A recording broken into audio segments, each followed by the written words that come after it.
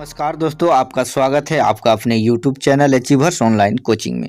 दोस्तों, आज मैं फिर से आप लोगों को नागपुरी लोक कथा नवा चांद और गोपी चांद पढ़ाने वाला हूं। दोस्तों, ये वीडियो नागपुरी लोक कथा का चौथा भाग है। दोस्तों, मैंने पार्ट 1, पार्ट 2 और पार्ट 3, जी हाँ दोस्तों, 3 पार्ट करके YouTube पे अपलोड कर दिया है। अब डिस्क्रिप्शन बॉक्स चेक कर उस वीडियो को देख सकते हैं।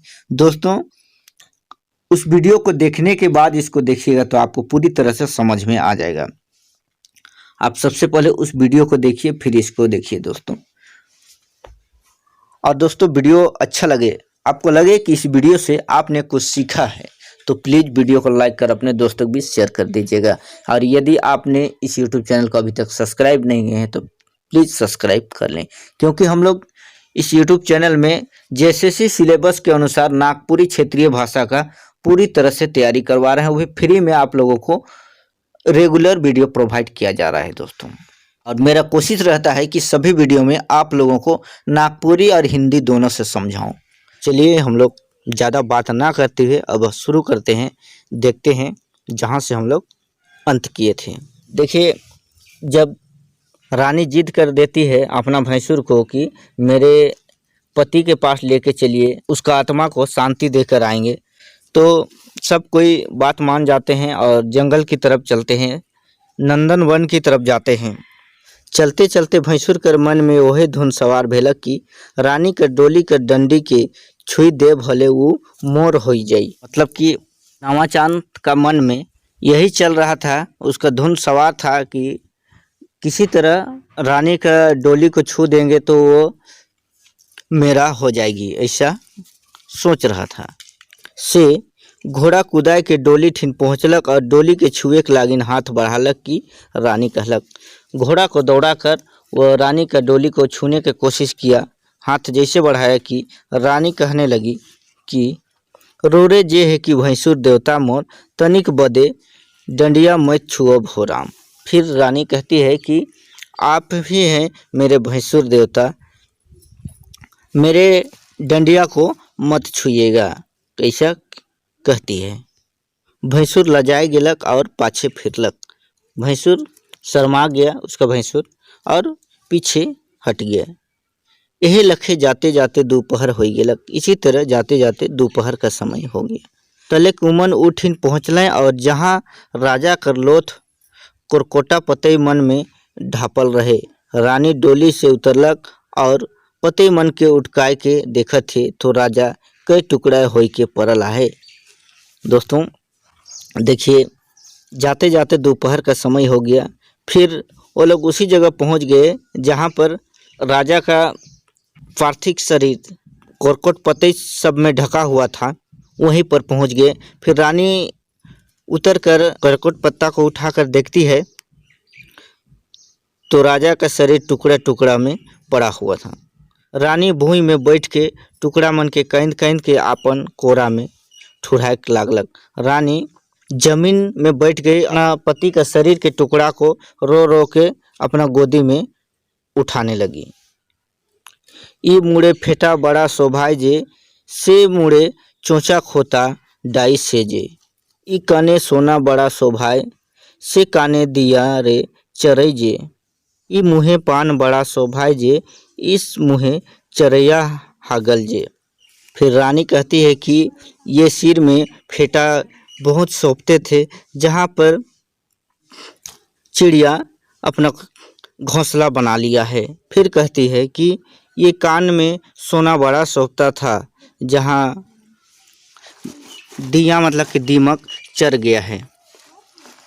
फिर कहती है कि मुंह में पान बड़ा शोभता था, जिस मुंह में चिड़िया लेट्रिन कर दिया है। ई घेंचा मूंगा मोती सोभे जे, से घेंचा हाय रे काटल जे। फिर कहती है कि ये गर्दन में मूंगा मोती कितना शोभता था, जो घेंचा जो गर्दन कट गया है।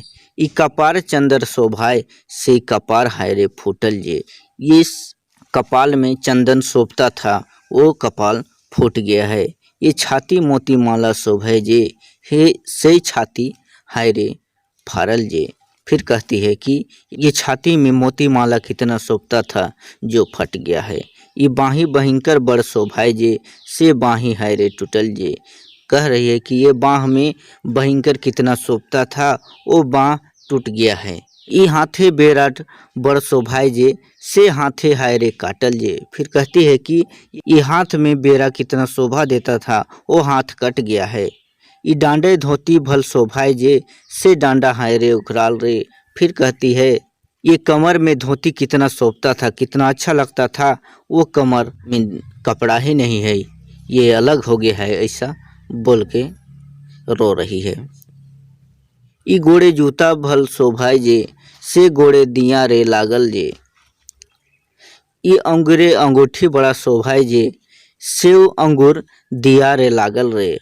कह रही है रानी, रो रो के कहती है कि ये पैर में जूता कितना शोभता था, उसमें दीमक लग गया है। ये अंगुली में अंगूठी कितना शोभता था, जिसमें दीमक लग गया है। हिने ई लखे रानी कांदत है, मतलब इसी तरह बोल बोल के रोती है, जो मैंने अभी आपको बता दिया, ऐसे ही कह कह के वह रोती है। हुने भैंसुर हरक हुकुम पाए के नौकर चाकर और दोसर मन चिता बनाए हैं। मतलब कि उधर उसका भैंसुर, रानी का भैंसुर हुक्म दे दिया, आदेश दे दिए कि अपने नौकर चाकर लोग को चिता बनाने के लिए। रानी कर कांदे सुन के और उकर हालत देख के सब कांदे लागल। रानी कर हालत और उकर कांदे देख के सब कोई रोने लगे। क्यों कोनो नहीं करे, सब चुपचाप काम में लाग हैं, कोई कुछ नहीं बोल रहे हैं, सब चुपचाप काम में लगे हैं। अंत में चिता तैयार भेलक। रानी अपन हाथे लोथ के चिता ऊपरे जोर जोर के रखलक। अब चिता तैयार हो गया। रानी अपने हाथ से, वे अलग अलग टुकड़ा शरीर हो गया था, उसको जोड़ जोड़ के चिता में रखती है। तब घी के ऊपर उझल देलें। नवा चांद भाई हरक मुँहे बेल फर डाल देलक और चिता में आग लगा देलक। नवा चांद अपना भाई का मुंह में बेल का फल डाल दिए और चिता में आग लगा दिए। चिता हदे उठलक और सब बट आग जोर से बरके लागलक। चिता में आग अब लग चुका था, बहुत जोर से ही दग गया। सेहे खनरानी कांद के कहलक, ओह रे दैया, मोर सैया कर जरक देखे लागिन, आज दीने माझे आकाश में तैरगन उग आहें। फिर रानी उसी समय रोते हुए कहती है कि ओह दैया, मेरा पति का जलने को देखकर आज दिन में ही तारे उग गए हैं। उके सुन के भैंसुर हर और नजकर सब मन आकाश बट ताके लागल कि रानी खोइचा हरक से मच्चे गुड़ा निकला के सबकर ऊपरे छींट देलक और अपने झटके डेग के चिता में झाँप दे देलक। जब रानी कहती है कि आज दिन में ही तारे निकल गए हैं मेरे पति का चिता को देखने के लिए, तो सब कोई ऊपर देखने लगते हैं। उसी समय अपना खोइचा से मिर्चा का जो गुड़ा था उसको निकाल कर छींट देती है और आग में वो घुस जाती है। भैंसुर हर और दोसर मन तो मचे आँख में पड़लक, शेकर से आँख के रख देख लाग हैं और दोसर मन हाय हाय करते रह गए। उसका भैंसुर और जो सामने थे उस लोग का आँख में मिर्चा घुस गया था, इसीलिए वो आँख को मिसने लगे और जो अगल बगल थे वो लोग हाय हाय करते रह गए। हुने रानी अपन सैया हरक लाश से चिता में सती होई के मर गेलक। तलेक सब केहू हिने हुने भागे लागल। खाली नवा चांद चिता के नजीक आँख रगड़ते और हाय हाय करते रह गेलक। उधर रानी भी अपने पति के साथ में सती हो गई और सब कोई वहाँ से चले गए। केवल नवा चांद वही जगह अपना आँख को रगड़ते हुए हाय हाय करते हुए रह गया। ढेर देरी जब आँख कर बथा छूटलक और वो आँख उघरालक तो देखत है कि चिता के सामने वो एकलाई ठाढ़ आहे और उकर भाई बहोरिया दियो जैर के राख हुई हैं। बहुत देरी बाद जब आँख से जरना, मिर्चा का जरना कम हो गया तो वह आँख खोलता है, देखता है कि अपना भाई बहोरिया सब जल के राख हो गए और सब कोई वहाँ से छोड़ के उसको चल चुके थे। से वो ओहे जब बैठ के और सिर के ठेठाए ठेठाए के कांदे लागलक। सो वही जगह वो बैठ गया और सिर को पटक पटक के रोने लगा। तब भाई और बहुरिया हरक राख के अपन गतर में पोतलक और कांद कांद के गालक। मतलब कि उसके बाद अपना भाई और बहुरिया का राख को अपने शरीर में लगा लिया, फिर रो रो के गाना गाने लगा। नवा चांद गोपी चांद दियो भाई रही, आनक तिरिया बदे भाई मोर के मारलो हो राम, सेयो तिरिया अपन ना भेलक हो राम। नवा चांद फिर महल नी घुरलक और साधु हो गेलक। देखिए, नवा चांद रो रो के गाता है और कहता है कि नवा चांद गोपी चांद हम लोग दोनों भाई थे, अनक तिरिया मतलब दूसरा का पत्नी के चलते अपना भाई को मैंने मार दिया, वो भी मेरा ना हो सकी, ऐसा कह के गाना गाता है। फिर वो कभी महल नहीं घूरा, उधर ही साधु हो गया। एक तारा बना लिया, उसके बाद एक तारा बना लिया और वही गीत के गाय गाय के फिर और वही गीत के गाय गाय के फिरे और भीख मांगे जाए लगलक। फिर वही गाना को गा गा कर वह घूमता था, फिर भीख मांगता था। कितना दिन पाछे महादेव और पार्वती वन और पहाड़ मन में बुलते बुलते उ जग पहुँचलें जहाँ आपन सैया कर चिता में रानी सती हुई रहे। बहुत दिन बाद महादेव और पार्वती उस पहाड़ में घूमते घूमते उस जगह पर गए जहाँ पर रानी सती हो गई थी अपने पति के साथ। राख का ढेर के देख के पार्वती कहलें, राख का ढेर को देखकर पार्वती कहती है, तेऊ मैं जाने चाहत हूँ कि ई बन माझे राख कैसे अलग। कहती है पार्वती कि मैं जानना चाहती हूँ कि इस जंगल के बीच में राख कहाँ से आया। महादेव कहलें, जैन के का करबे। पार्वती कहलें, तब तो रौरे जानीला से बताओ। फिर पार्वती कहती है कि तब तो आप जानते हैं, बताइए। महादेव कहलें, बुल बुल के मुखे बड़ा भूख लागत है, से चल घर घूरब। फिर महादेव कहते हैं कि घूम घूम के हमें बहुत भूख लग रहा है, सो चलिए घर घूरते हैं। पार्वती बैठ दिलें और कहलें। पार्वती बैठ गई और कहती है, जब तक नी बता मैं नी उठमूँ। कहने लगती है कि जब तक आप नहीं बताइएगा तब तक हम नहीं उठेंगे। तलक पार्वती कांदे के लागलें। उनकर कांदे के देख के महादेव कहलें, तोहरे तिरिया जज जिद धरला होल और नी मानला। फिर पार्वती रोने लगती है तो उसका रोना देखकर महादेव कहने लगते हैं कि तो लोग तिरिया जात जब जीत पकड़ लेते हो तो नहीं मानते हो।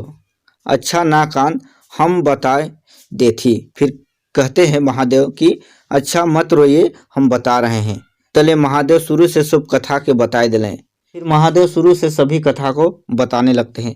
पार्वती सुन के बड़ खुश भेलें और कहलें, ईसन स्त्री पुरुष कर प्रेम के तो रौरे के अमर करे चाहिए, से रौरे दियो के जिया दो। फिर ये कथा को सुनकर पार्वती कहते हैं कि ऐसा अमर प्रेम वाले स्त्री पुरुष को तो फिर से अमर कर देना चाहिए, आप इसे जिंदा कर दीजिए, इसमें जान डाल दीजिए, कह के अपना महादेव को कहने लगे।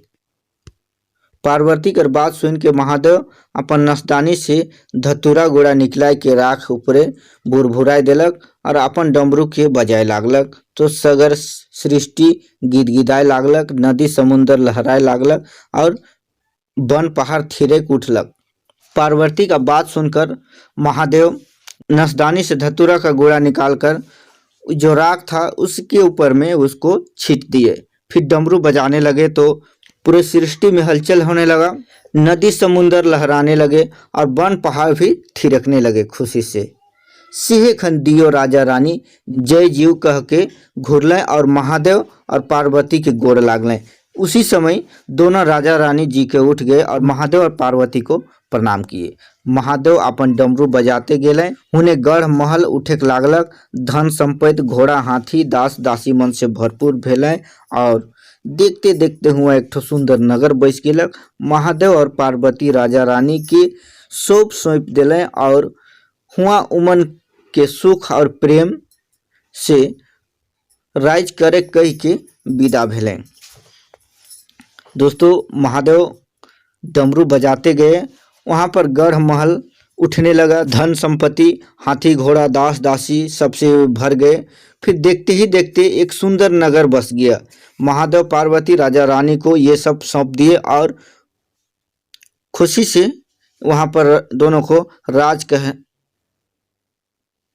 राज करने के लिए कह के वहां से विदा लेकर चले गए। एक दिन नवा चांद भीख मांगते मांगते सुनलक कि नंदन वन में एक नवा राज्य और नवा नगर बन है। हुआ कर राजा रानी बड़दानी आहे से उ नगर में गेलक। एक दिन भीख मांगे उ महल में पहुंचलक और गावे लागलक। एक दिन का बात है कि नवा चांद भीख मांगते मांगते सुना कि नंदन वन में एक नया राज्य बस गया है और उस राज्य के राजा रानी बहुत बड़े दानी हैं।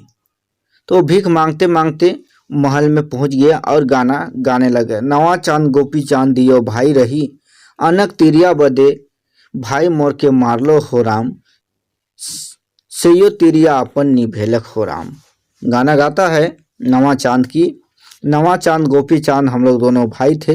अनक मतलब दूसरा तिरिया, दूसरा का पत्नी के चलते मैं अपना भाई को मार दिया, सो भी मेरा नहीं हो सकी। राजा रानी भीतरे ले गीत के सुन लें तो ओखलाई उठ लें। राजा रानी अंदर से ही ये गाना को सुने तो वे लोग व्याकुल होने लगे। राजा बाहर निकलक तो देखा थे कि एक साधु आपन टूटल काया में सगरो भभूत लगाए के और एक तारा बजाए बजाए के कांदे और गावे के लाई है। राजा बाहर निकल कर देखते हैं तो एक साधु टूटा हुआ काया मतलब शरीर में भभूत मतलब इस राग को लगाए हुए एक तारा बजा बजा कर रोने लगे हैं। फिर गाना गा रहे हैं। नवा चांद गोपी चांद दियो भाई रही, अनक तिरिया बदे मोर भाई की मारलो हो राम, सेयो तिरिया अपन निभेलक हो राम। ई गीत राजा के तीर लखे लागलक और वो लड़खड़ाए के गिरते गिरते बाँचलक। ये गाना राजा को तीर जैसा लगा और वो भी लड़खड़ा के गिरते गिरते बच गया। वो दूराए में बैठ देलक और पूछे लागलक कि साधु बाबा रौरे के है कि कहाँ ले आली, का लागिन साधु भेली और का लागिन ईसन उदासी कर गीत गाते फिरथी। फिर राजा पूछने लगे कि साधु बाबा आप कहाँ से आए हैं, कौन हैं और क्यों इस तरह के गाना गा रहे हैं और क्यों ऐसा उदासी बनकर आप घूम रहे हैं, ऐसा कह के पूछने लगे। से उस सब समझाए के कहू काहे कि रोर गीत सुन के मोर भीतरे भीतरे हिया कुहे कुठा थे। फिर राजा कहते हैं कि सबको हमें समझा के बताइए कि आपका गाना सुनकर मेरा हृदय कुहकने लगा है, ऐसा कह रहे हैं राजा। इस सुन के साधु शुरू से आपन शोभ वर्णित कही सुनालक। सुन के राजा कूद उठलक और साधु के पोटाबे करलक और कहलक। देखिए ये सब बात सुनकर राजा उठ गए, फिर साधु को गले लगा लिए और कहने लगे मोहे जोन रोर हेजल भाई गोपी चांद है को। फिर कहने लगे कि हम ही आपके खोया हुआ भाई गोपी चांद है, मन में कोनो अंदेशा ना करूं।